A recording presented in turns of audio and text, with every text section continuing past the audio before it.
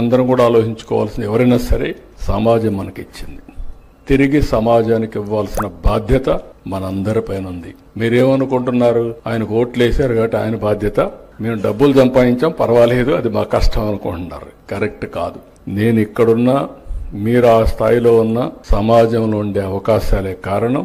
ఆ సమాజంలో ఉండే అవకాశాలు కొంతమంది అందిపుచ్చుకున్నాం, మనకు అదృష్టం కలిసి వచ్చింది, ఈ స్థాయికి వచ్చాం. తిరిగి లాస్ట్ మైల్లో ఉండేటికి సహాయం చేయాలి.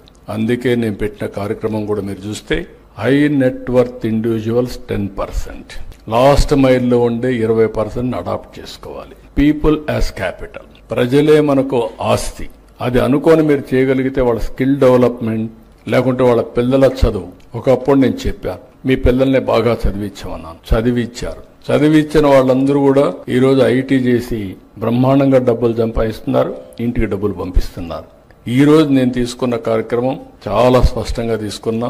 20 లక్షల కుటుంబాలు టు స్టార్ట్ విత్. ఇది ఒకసారి జీరో పావర్టీ అంటే పేదరికం లేకుండా చేయడమే కాదు, ఆర్థిక అసమానతలు తగ్గిస్తూ అందరి జీవన ప్రమాణాలు పెంచుతూ ఆర్థిక వ్యత్యాసాలు తగ్గించడం నా జీవితాశయంగా ఎంపిక చేసుకున్నాను. ఏ సెక్టర్లో ఎక్కువ మంది పేదవాళ్ళు ఆధారపడుతున్నారో అలాంటివన్నీ కూడా ఇంటిగ్రేట్ చేయాలి.